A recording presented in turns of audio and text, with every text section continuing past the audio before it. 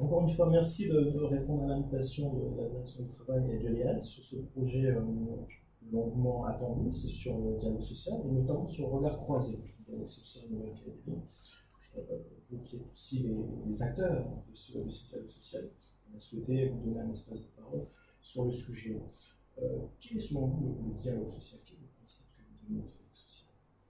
On représente ici une fédération patronale, la Confédération des petites et moyennes entreprises. Et donc, on est là au titre de notre fédération. On participe tous les deux au dialogue social, c'est-à-dire au partage des valeurs entre le patronat et les syndicats de salariés. Enfin, on essaye. Le dialogue social, c'est l'échange. C'est déjà ça, c'est de pouvoir discuter, échanger sur effectivement les valeurs, les projets qu'on peut essayer d'avoir en commun et sur la vie de l'entreprise et sur ces échanges qui doivent être faits entre l'employeur et les salariés. Le dialogue social, si effectivement on doit en donner une définition, c'est déjà, à part son nom, effectivement c'est déjà du dialogue, donc beaucoup de discussions, d'échanges, de rencontres, de confrontations parfois aussi, pour essayer d'arriver à trouver des positions communes, ou en tout cas des avis communs et des solutions Tout à fait communes. Non, ça repose sur le partage, sur la base de respect, un échange constructif. Y a-t-il un vrai dialogue social Nouvelle-Calédonie? Pour moi, il y a un véritable dialogue social. J'ai vécu la période des années 2000 où il y avait des conflits qui étaient monstrueux avec absolument aucun échange entre le patronat et les syndicats de salariés. C'était du grand délire. Et on a quand même eu la chance à ce moment-là d'avoir un directeur du travail qui, pour moi, était un visionnaire, qui a compris qu'il fallait calmer le jeu. Et la seule manière de calmer le jeu, c'était de faire connaissance réellement entre nous, d'abord sortir l'homme du syndicalisme et d'arriver à les faire se rencontrer réellement. Donc il nous a emmenés hors du territoire.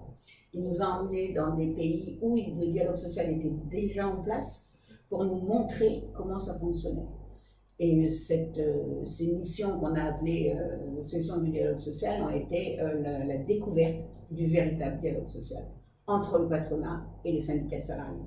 Donc il fallait en fait cet effort de sortir de l'académie, se rencontrer, avoir un espace. Oui, ça a été déterminant. Ça nous a permis de voir des exemples dans des pays comme la Hollande, où il y avait la Fondation du Travail qui nous a mis vraiment le pied à l'étrier. Ensuite, on est allé au Canada, on est allé en Espagne, quand les autres ont terminé, on faisait des sessions aussi en Calédonie, mais toujours nous sortir pour qu'on n'ait pas, par exemple, les téléphones, les mails, etc. Donc on était vraiment entre nous et on a vraiment partagé des informations. Si je me souviens bien, la loi sur l'emploi local a été conçue à Montréal. Il avait fait des groupes de travail sur l'emploi local et on avait commencé à construire la loi à ce moment-là. Il y a longtemps. Il y a longtemps. Mais bon, c'est sorti quand même. Il y a une véritable histoire du dialogue social entre les partenaires sociaux, parce que quand on voit maintenant la construction qui s'est faite au Conseil du dialogue social, qui a été une structure qui a été décidée en 2009 et mise en place en 2010, où les partenaires, tous les partenaires représentatifs sont là pour discuter entre eux, dans cette structure qui leur est complètement dédiée. Et on se rend compte qu'ils ont fait des progrès énormes en dialogue. C'est pas évident, hein. Il y a des fois c'est chaud, mais ça ne va jamais au-delà ça finit toujours avec des petits sourires ou des petits rires, on arrive vraiment à avancer. Ouais. Ça c'est vraiment important parce qu'il a fallu se connaître à l'extérieur, donc partager et redonner du sens à ce dialogue social ici en Nouvelle-Calédonie.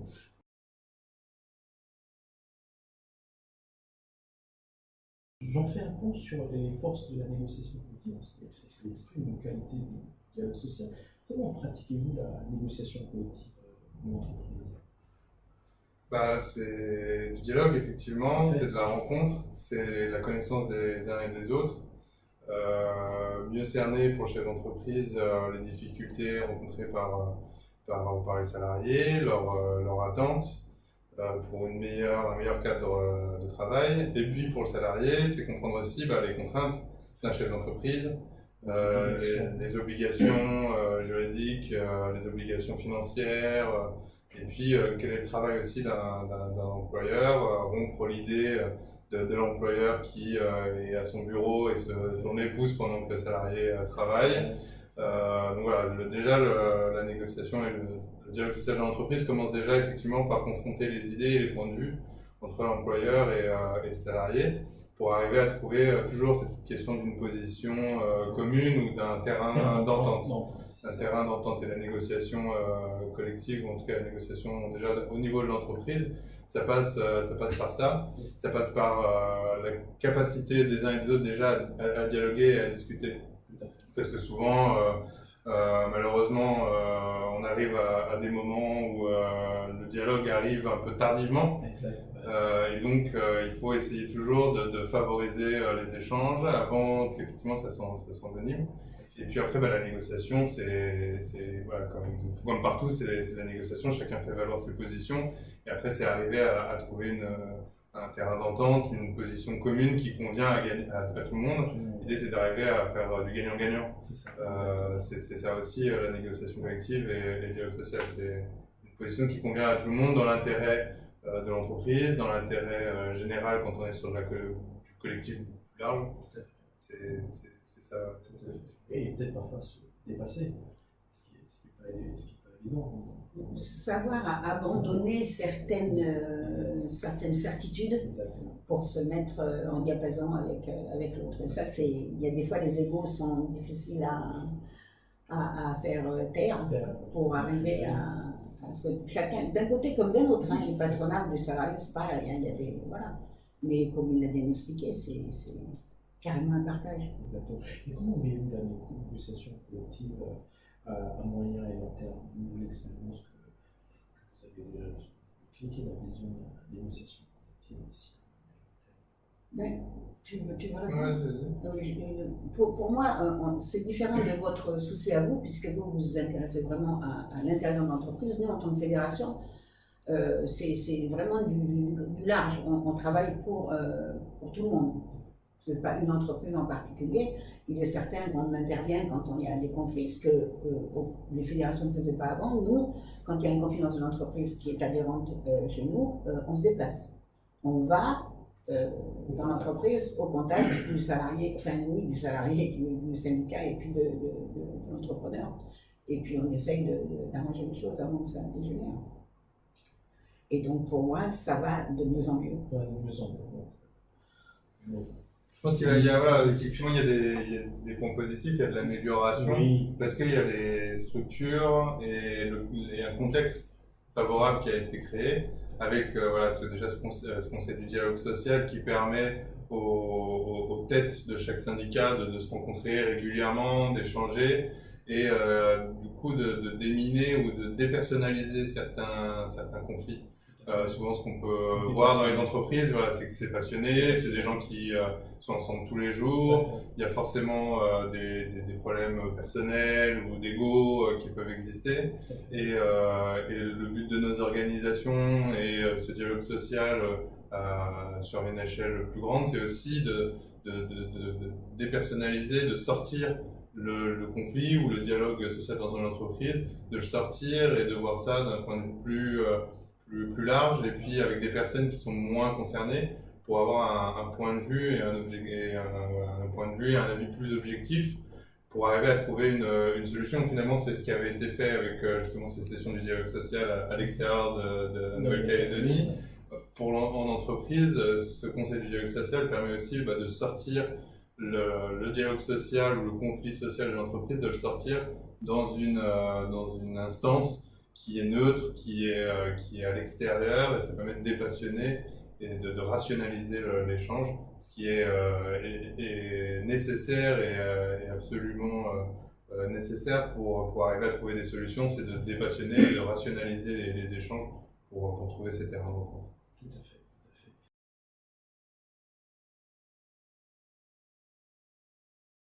La négociation politique, autre élément de la qualité du dialogue social, c'est la formation des acteurs sociaux. Alors, Quelle importance donnez-vous à la formation des acteurs? Immense. Immense. C'est vraiment quelque chose auquel je pense que tous les partenaires sociaux s'étaient attachés depuis le départ. C'était d'arriver à professionnaliser les acteurs du dialogue social, que ce soit aussi bien les patrons que les salariés. C'est d'avoir en face des gens qui comprennent, qui savent, qui ont appris, qui écoutent, et tout ça, ça s'apprend. C'est ce qu'on a appris dans les sessions du dialogue social. C'est cette manière d'être et de faire. Et c'est de là que sort, puisqu'elle a été mise en place par le Conseil du dialogue social, la loi du financement du paritarisme. À savoir que les entreprises, les entrepreneurs, les patrons, ont accepté de consacrer une certaine partie de leur chiffre d'affaires, de leurs bénéfices, au profit des syndicats de salariés et des fédérations patronales pour que chacun puisse s'équiper de personnel compétent, de juristes, d'outils qui peuvent améliorer les relations. C'est sûr que quand vous êtes au four et au moulin, c'est-à-dire qu'il y avait une tête et puis il fallait qu'ils soient dans toutes les réunions et puis il n'y avait rien qui pouvait en sortir. Donc là, cette manière de faire cette loi leur permet d'être financés et pour avancer dans le dialogue social. Pas pour aller se balader, mais c'est vraiment pour utiliser des outils propres à les faire avancer. Oui, c'est sûr, pour dialoguer, il faut avoir les outils. Pour négocier, il faut avoir les outils. Il faut être formé, avoir les moyens de trouver un terrain d'entente. Donc, c'est effectivement crucial de former les acteurs dans cette négociation, d'où aussi le rôle primordial de l'IRS notamment. Voilà, on a les employeurs et les salariés. Exactement. C'est vraiment un outil fantastique qui permet de former les acteurs de terrain à ce qu'est la négociation, mais à ce qu'est aussi les principes généraux du droit du travail.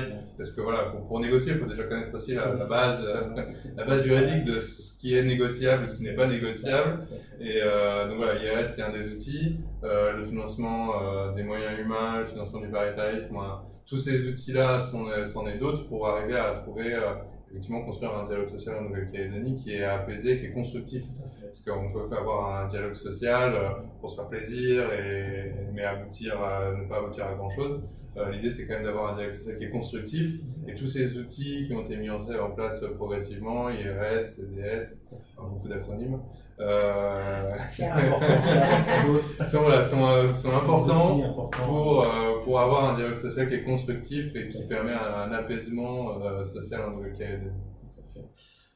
Ça passe tellement vite qu'on arrive tout doucement à la fin de cet échange.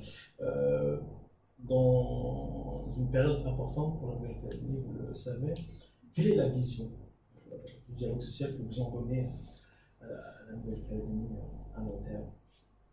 Je pense qu'il ne faut pas tout confondre. La Calédonie est peut-être un tournant de sa vie politique, mais nous, on est des entrepreneurs et on a en face des salariés. L'économie ne va pas s'arrêter parce que le pays est en train de changer politiquement. De toute manière, l'économie, elle sera toujours là. On aura tout le temps besoin d'entreprises, on aura tout le temps besoin de salariés. Alors, laissons les politiques faire leur petite salade, et puis que nous, on continue à faire notre petit dialogue social. Et si on est apaisé du côté de l'économie, ça ira bien pour le pays. Donc, c'est tout positif pour un dialogue social qui soit enrichi, constructif. Par ces temps qui courent, donc il y a du bon dans la suite de la construction du dialogue social. Bien sûr. Je reprends ma question, parce qu'on avait l'historique un peu du dialogue social, de ce qu'il en est aujourd'hui, des débuts, en fait, de son évolution future. Effectivement, s'il fallait garder tout ce dialogue, ce partage, cet échange, parce que c'est quand même important. Le dialogue social se fait avec des acteurs qui sont les partenaires sociaux, que sont les représentants du personnel, les chefs d'entreprise. Tout cela, effectivement, se structure, se forme. On a des organisations syndicales de salariés et des patronales qui sont de plus en plus structurées, de plus en plus outillées. Pareil pour les représentations du personnel. Donc, tous ces outils-là permettent effectivement ce dialogue social. Donc, Le long terme va aller justement continuer dans cette amélioration-là. Et puis effectivement, comme le disait le président délégué, l'avenir institutionnel passera forcément par un climat social apaisé, d'où la nécessité de donner tous les moyens nécessaires aux acteurs pour que ce dialogue social fonctionne. Très bien. On vous laisse le dernier mot de la fin. Le mot de la fin, je pense que le Conseil du dialogue social, enfin le lieu du Conseil du dialogue social, a vraiment donné l'occasion aux partenaires sociaux d'aller de l'avant. Quels que soient les embûches, quels que soient les problèmes qu'ils rencontrent, c'est un lieu où ils se rencontrent, où ils peuvent se dire ce qu'ils ont envie de se dire, et qui font avancer le dialogue dont on a beaucoup besoin. Juste pour compléter, effectivement, il y a eu des vraies réussites à ce dialogue social, que ce soit les moyens humains pour les partenaires sociaux, que ce soit le fonds d'assurance formation.